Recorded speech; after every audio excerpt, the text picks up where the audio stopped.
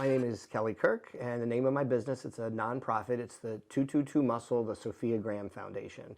And what we do is we raise money primarily for people that are going through a trauma or tragedy where a free gym membership or training or working out might be something that could eventually save their lives. How did you get into this? Through a path that nobody really wants to follow. I lost my fiancée 3 years ago. That was kind of the catalyst for it. But the industry itself, I've been in for probably 30 years. Yeah. Yeah. How did you get into fitness? Like how, when you were a kid, was it something you always kind of wanted to do? I was the smallest kid in school from elementary school all the way through high school.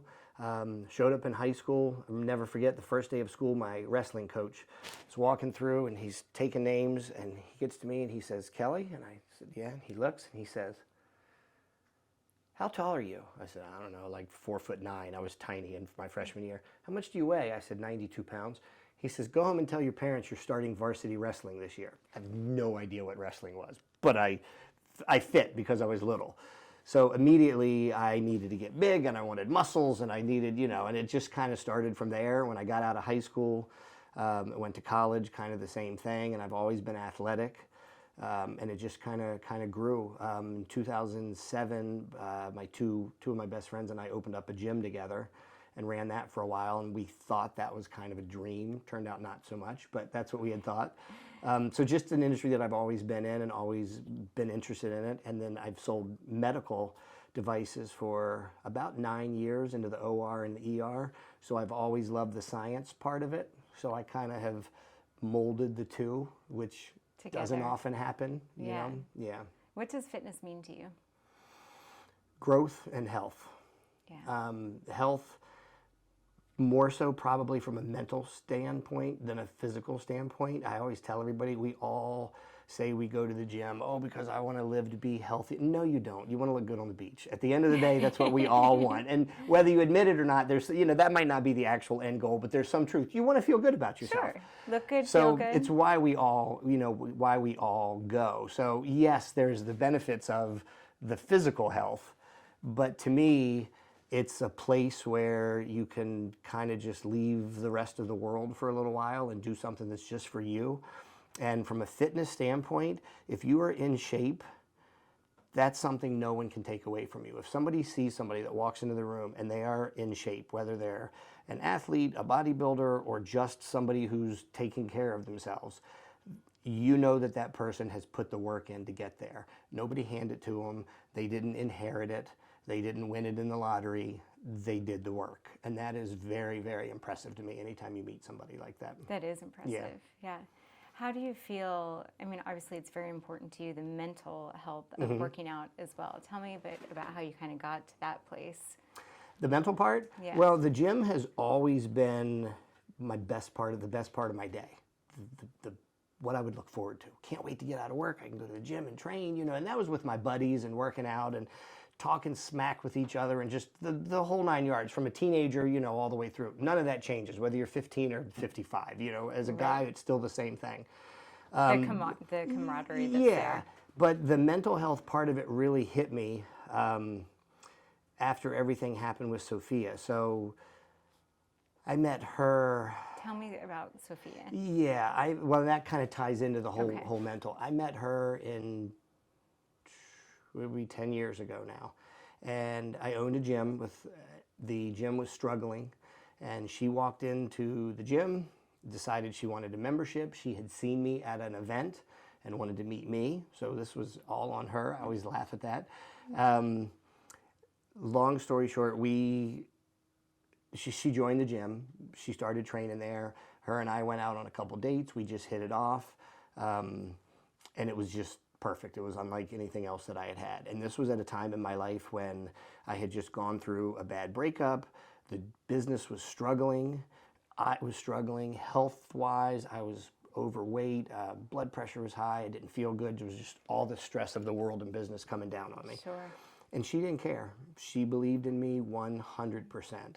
And we had been dating about 6 or 7 months, and I lost the gym. And when I lost the gym, I lost everything. I lost where I lived. I ended up in my car, living at a rest stop on 95 for about 3 months. lied to everybody. Hey, Kelly, where are you staying? Oh, I'm over at my family's house. My family, hey, where are you staying? I'm at a friend's house. I just lied to everybody. What was it like carrying that burden? It was awful. Not being able to tell people. It was awful. And I probably could have told people, but I was embarrassed. You know, there's a sense of pride. Nobody wants to tell somebody that you lost everything and don't have any place to go. Sophia didn't care. Oh, baby, you got this. You'll get a job. You'll build it back. Let's do this. But just she was the one that pushed me and believed in me, literally when I didn't believe in myself. And over the course of the next couple months, we had stopped working out because I had lost the gym. And a friend of mine owned a gym here locally, and I contacted him and was talking to him, and he said, you know, I'll give you and Sophia a free membership. He said, but the only way I'm going to give it to you is if you promise you will use it. I said, what do you mean? He said, you have to be here to work out. I'm not going to give you a membership if it's just going to sit, but if you're going to use it, I said, we'll be there tomorrow. He gave us 2 memberships. The next day, 4:30 in the morning, we walked in together and we started training together. 6 months down the road, my physical was getting better. I was losing weight, looking better, feeling better. As my physical got better, my mental improved. And that really just kind of was the catalyst. Not long after that, I got a job substitute teaching. Substitute teaching turned into teaching nutrition at high school. She and I started our own nutrition company, teaching people how to do healthy keto and into the bodybuilding industry, working for the NPC, IFBB, working shows. I mean, it just took off. Kind of blew up, yeah. And it felt like her and I were just literally kind of building an empire. And I was like, you know, there's a reason why I've had to wait this long in my life to get to this point with this person, because I needed to see all that was wrong with me and other people to get to her to know what worked. Right. And things were going fantastic. And we go through COVID, and towards the end of COVID, her mom had come in to visit, and she was staying with her mom in a hotel for a few days. And Friday night, July 30th, 3 years ago, her mom calls at 12:30, and Sophia didn't wake up. There was no underlying health conditions that anybody knew about. There was nothing wrong. It's just one of those things that just happens. Wow. And to say that had rocked my world is an understatement. I've Sure. been through some stuff in the previous decade. In 2009, my nephew and niece were 11 and 12 years old, and they were brutally murdered by their stepdad. Oh my God. 6 months later, my mom passed away. A month later, my dad was diagnosed with stage 4 glioblastoma, brain tumor, and he passed away a year later. So I went through a lot, and that was at the time when the gym was starting to fail and go down. All of that was incredibly devastating. None of it scratches the surface to what it means to lose your person. You know, it's just person. Completely different. Yeah. So about 3 or 4 months after everything happened, I was sitting at lunch with my best friend, and I said, I want to do something in Sophia's honor. And he said, well, what? I said, I don't know, you know, something fitness related. And he's like, well, I mean, you could sell T-shirts, or you could supplements, something that's meaningful, you know. Yeah. And he says, well, what did she mean to you? What did she do for you? And I said, she believed in me when nobody else did. And he said, then that's your business. That's what you do. You believe in other people when they can't believe in Wow. themselves. And there sparked 222 Muscle, the Sofia Graham Foundation. So again, anybody that's going through a trauma or tragedy that you just feel like you're at the end, there's no way out. And it doesn't have to be a death. Sometimes it's a divorce. Sometimes it's the loss of a pet. It could be loss of a job, getting out of, I've had guys that have gotten out of jail, substance abuse. I mean, there's so many things. We all internalize everything differently. And there's so many things that just make it feel like I can't grow. I'm done. I'm at the end. There's nothing I can do. Like you just feel stuck. You can't move forward. And if you get into the gym, not only is there scientific evidence on the physical part with the endorphins and the serotonin levels and the stuff that it does, but the mental part itself, you start walking by the mirror going, oh, well, I look a little better, you know. So it just changes everything. And you also start to get proud of yourself, because now every day at whatever, 6 p.m. or 6 a.m., I've gotten up and walked into this building. You're doing something consistent, like over and over and over. Consistency is So key. there's such a tie-in from the mental and physical. So I started this foundation with the thought of all we're going to do is raise money to give people free gym memberships. And that's primarily what we have done so far. But in the last year, it has branched off. I got certified through John Maxwell Leadership and keynote speaking. So I've always felt like I had a story to tell. I had met with one of the representatives of John Maxwell about 5 years ago, and Sofia said, baby, you need to do this. And I said, man, the timing's not right. I don't know, just didn't feel right, you know. And last year, I teach high school nutrition. Okay. And every year at the beginning of the year, we do mental health instead of physical health. So about the first 6 weeks, I talk about mental health. And every year I tell my story. And for high school kids that are like this and talking and crazy, for that day when I tell my story, you can hear a pin drop. And everyone has their phone down. Everything is there. And last year when I told my story, it was different. It was still very emotional, but it was a little more powerful. It was a better message. It wasn't me blobbering my eyes out and being upset. It was me kind of putting together the steps of where I was going, what I was doing, and how. And where you are today. Yeah, and I said, okay, so I need to do something with this. So I called my contact back at John Maxwell. He contacted me right away. Again, it's been 5 years. Kelly, I'm so happy to talk to you. He said, man, I can't wait to get you on board. You and Sofia, he said, you guys have such a great story to tell. This is just going to be amazing. Let's get you certified and in and graduate in Orlando and all this stuff. And I said, well, my story's changed a little bit. And I told him, he said, oh my goodness. So I rolled through the course like I was putting 10 hours a day in it to get through the course. I graduated last August. And it took the focus of the foundation to a larger level. So now not only are we trying to raise money, but now as a leadership consultant, I will go into businesses, groups, schools, churches, and talk about leadership. And the leadership part that I talk about is failing forward. We all fail. Failing forward. How do you fail forward? How do you take that loss? You know, if it's a sports team, you lose the championship. People go, well, that's still good. You got second. No, you failed. You wanted first. That's not a bad thing. You know, you take it, you learn from it, you figure it out. In business, so many sales reps and stuff go through things where this month was great, this year was great, now all of a sudden I can't get clients. I can't, you know, who do I talk to? What do I do? CEOs, the same thing. My business is failing. What do I do? So I talk about the leadership from that standpoint. And the big thing is that I push is really growth when you didn't think it was possible. I grew when I didn't think it was possible. I was living in my car at the bottom of the barrel, literally contemplated, how do I end this? This is not what I want to do. Right. And I had somebody that believed in me, and somebody that got me working out, and somebody that got me just thinking the right way, and little by little by little, I pulled out of that. So again, the growth when you didn't think it was possible doesn't have to be a mental grief thing, although a lot of times it is. It could be sales, it could be business, it could be relationship-wise, it could be substance abuse. There's so many different things where people get stuck and just feel like you're at the end.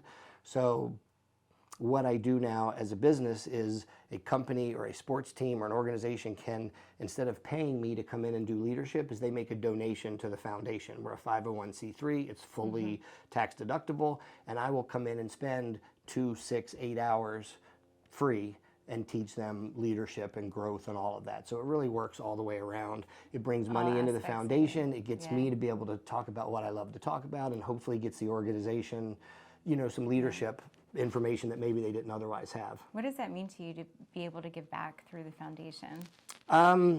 Honestly, the biggest thing it does is it makes me feel good. It makes me feel good to talk about Sofia.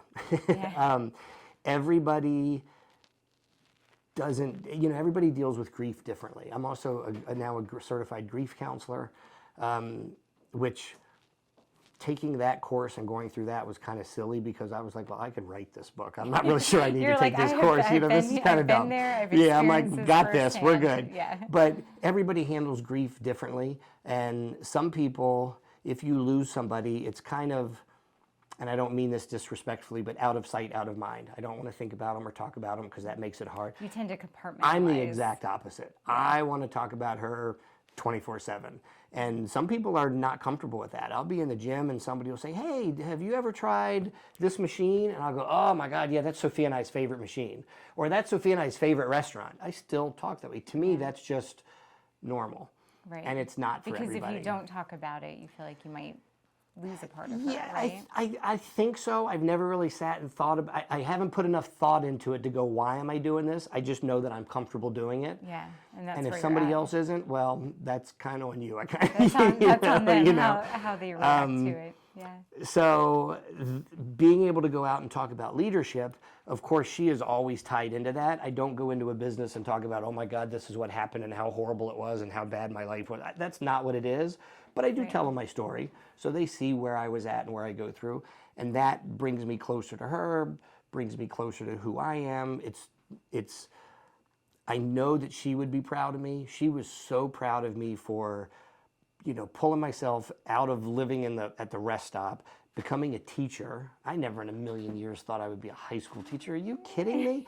And now I love it. I was nominated for Teacher of the Year this year. I was senior class sponsor. I was just involved in everything. The kids love me. I love what I do. They don't pay enough, but I love what I do. So I know that she would be super proud of this. This was what she wanted me to do 5 years ago, and now I'm like, baby, I'm finally doing it. So yeah. She sounds like she was an angel sent to you. To get you through a period of your time. 100%, and that actually is where kind of 222 muscle came from. So it's 222 muscle, the Sofia Graham Foundation. When she and I had been dating for a couple months, and I'd been living in my car, and a friend of ours found out and said, oh my goodness, you're not living in your car. Come stay with me in my condo. So I'm living with a friend of ours, Sherry, and Sherry's condo flooded. Insurance puts her up in a hotel. They put her up in a 2-bedroom suite hotel. She goes, well, you might as well come over here and stay in the hotel. I said, heck yeah. So I move into this suite in this hotel with Sherry, and Sofia is on her way over the first night to visit, and she texts me. She says, hey, baby, I'm a couple blocks away. I'll be there in a few minutes. What room are you guys in? I said, we're in room 222. Just come up and see us. And she says, great. Is that on the first floor? Could be, no, depending baby. on the hotel. I know, and that was the argument. Yeah. And I said, no, baby, 222 is on the second floor. And that turned into a huge, well, sometimes they have the second floor because of the basement, so it became a huge joke. That's what I was going to say, yeah. And fast forward 3 months later, I was helping her get ready for her first figure and physique show. And they give you little round numbers to put on your hip, and they're random, they're assigned. Her number was 222. No. She wins the overall. We were like, oh, that's definitely our number. Fast forward a year later, we're in South Carolina at national championships for her to become a pro. She wins both of her classes. There's 1,300 people. Her number was 222. Wow. So it just kind of became our thing. Yeah. Was it one of those numbers sometimes, you randomly look at the clock too, and it'll be 222? Well, and there's been so many things. I mean, that's the big thing. And I tell people, I don't care what your faith is, what you believe, I promise you, this is not it. And I couldn't have said that 3 years ago definitively, but there are so many things that happened that it's just not a coincidence. Right. I'll feel somebody tap my shoulder, and I'll wake up and I'll roll over, and it's 222. I mean, so many just certain crazy things. Like and there are so many big things like that. So that's where 222 muscle, kind of came from. And I love it. It's great. That's where the necklace came from. So, and the logo. So the necklace, she had, one of these was Sophia's necklace, and the other was mine. And we each wore one. And when everything happened, Sophia was cremated. So I had her ashes put inside one of them, and I had them welded together. So I have her with me, and then that became the logo for the foundation. So. That's beautiful. Yeah, so it's, love it. Like I said, everything. I'm very lucky in a sense that everything I do now ties into the same thing. I teach nutrition, I competitively bodybuild, I talk about growth, everything I do still ties into everything. I've got 5 or 6 irons in the fire at all times, but they're all tied to each other in some way, shape, or form. Tell me a little bit about teaching in this group of seniors that are getting ready to graduate that you started with in COVID. No, they are done. You see how relaxed I look today? I know, right? Yeah, so they're actually, if you had asked me this a week ago, whew, you just graduated. It was a lot. So I took over this class my second year teaching, and my mom had been super involved in school when I was there. We used to build the homecoming floats at my house and all this stuff. So I was senior class president myself, so I always wanted to be involved. They needed somebody the year of COVID, and I said, yeah, I'll do it. Sure, why not? So I meet these kids as freshmen, and it's COVID. Nobody wants to turn their computer on. Nobody, you know, if they do, they've got 3 masks on, and I'm like, dude, you're in your bedroom by yourself. Why you know, nobody did any work. You couldn't fail anybody. You couldn't really teach because it was a mess. It was a mess, hard, yes. you know, the whole way around. I have 3 kids, and I know how hard that Sophomore was. year, they roll around and they walk into school, and I think, okay, this is going to be great. We're sophomores. Well, they were freshmen. They didn't know. Right, They'd 'cause they never didn't- set foot in the building Right. before. So it was a learning curve. It really took until about midway through their junior year when these kids kind of hit their stride. And once they did, they were just amazing. And most of the time, the classes have 2 or 3 people that are sponsor it, and I did it by myself.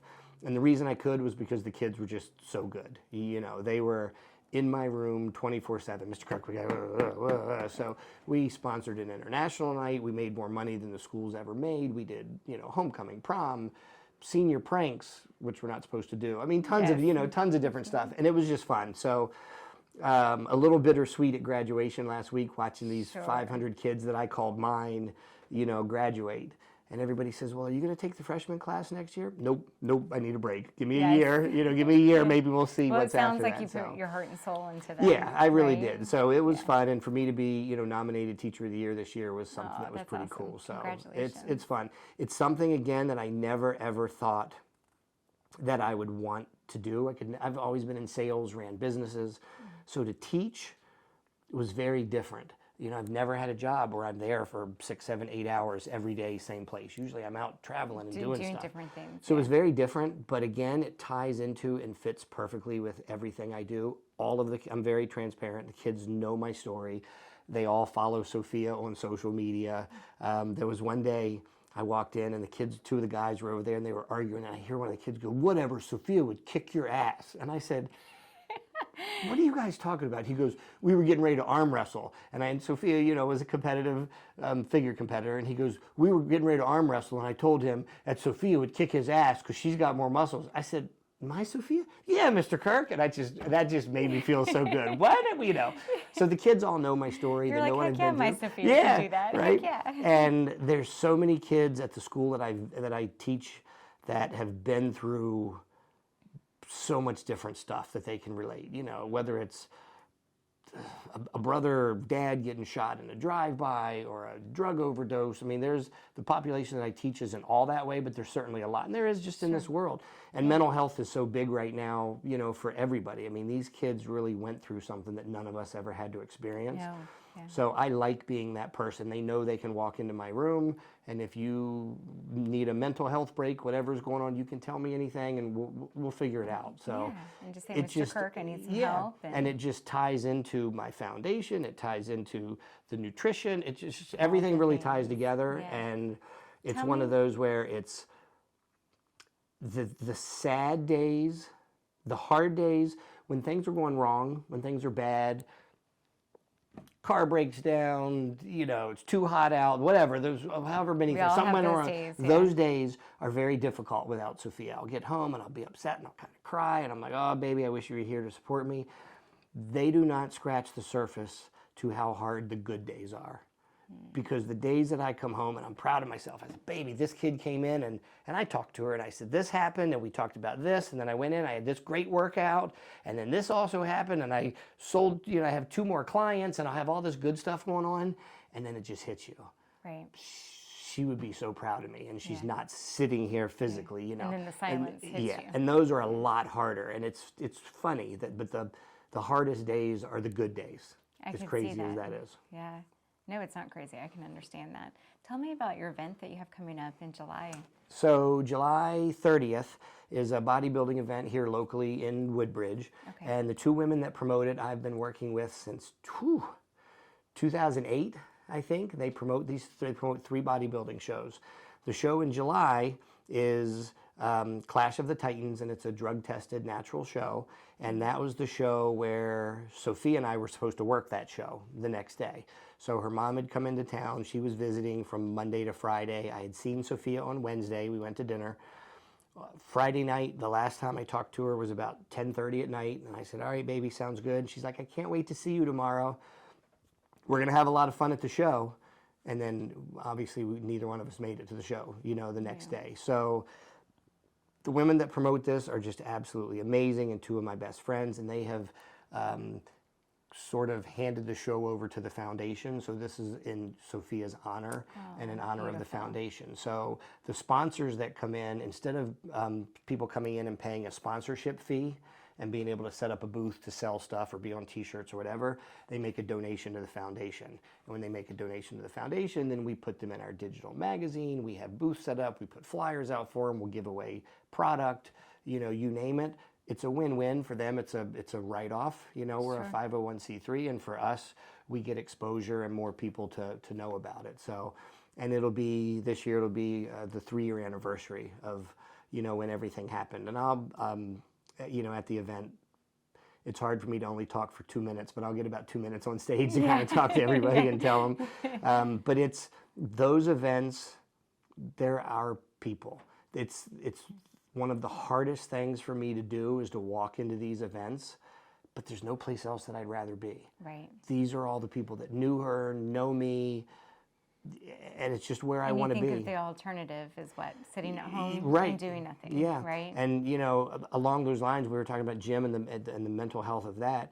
The gym used to be the best part of my day. Every day was walking into the gym. That was always the best part.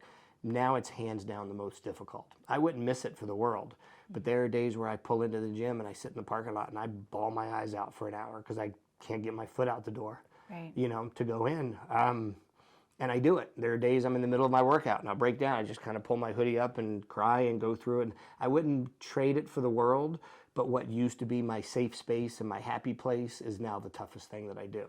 Sure, So, yeah. But your perseverance with putting one foot in front of the other and sticking with it is inspiring. Thank you. That's the growth when you didn't think it was possible, because I certainly never thought it was possible. And the failing forward is a big part of that. And everybody thinks failure is so bad. No, it's not. We all you we learn all from fail. failure. I tell my And you kids have all to the learn it. time. It's Yeah. important. It's scary and it's hard. Yep. But it will make you a better Yep. person. And as we get older, and especially when I go to businesses and different organizations, you know, failure is not an option. You have to hit these sales numbers. We have to hit, but it is. It's reality. Right. Learn from it. Let's grow from it. Let's figure out how. Is it your management style? Is it their sales style? What is it? And there's different tests and things we do to, you know, help it. So it's neat because I get to take everything that I know from the grief that I deal with daily, and I get to transfer that into a business setting and growth setting. So usually when I talk about growth, everybody just thinks personal growth. No, it could be money, it could be business, it could be, so it allows me to really expand kind of my horizons. Absolutely. Well, you've already given us so much amazing advice. Are there any last parting words you'd like to leave us with? Maybe something in Sofia's honor? Just keep going. I mean, find your why. Figure out what your reason is to get up and go every day. If you had asked me 5 years ago, I would have gone, my why is Sofia, and I want to own a house, and I want to have a dog, and you know what I mean? I kind of would. Now there's no question. My why is I want to make her proud. Yeah. Find your why. Figure out what it is and why you get up. It might be your kids, it might be your parents, it might be your job, it might be your dog. Everybody, it might be something religious. Everybody has their why. Right. Figure it out and don't walk away from it. Well, I'm positive that she is smiling down on you today. The other thing I would tell everybody, proud. And this just kind of hit me, and I tell people this all the time, is we're not guaranteed tomorrow. And I know that from my nephew and niece, and another nephew, another brother that passed away, my mom and dad. I mean, all of these were so sudden. Sofia, if you're mad at somebody, if you're upset with somebody, you fix it, tell them. If Sofia were to walk in the door right now, there is nothing that I need to tell her that she didn't already know, not one thing. And I find myself very fortunate for that, because I think of other people in my lives, you know, there were certain things that I probably would have told my parents or something, but with Sofia, it just wasn't it. So you have at least that part of closure. It's very comforting to me to know that there is nothing that I'm like, oh baby, I wish I could tell. She knows. She knows. So she knows how much you love her. Yeah. So just tell everybody, be open. Yeah, it's nice. Yeah. So don't hold back on putting your feelings out there and telling the people that you care. Yep. Everybody always laughs. I said, we need to normalize telling your friends you love them. As dumb as that sounds, I was like, all right, love you. Doesn't mean, but you know, it's just it's not like that. Right? Everybody gets so caught up in that. But you just need to tell people how you feel. Don't have a regret that, oh, I wish I could have said this or done that. Well, thank you for your beautiful words. Thank you. Something I needed to hear today, and so will our listeners as Awesome. well. Thank you. I'm thank very you happy for to be being here. here. Absolutely. Thank you for having me.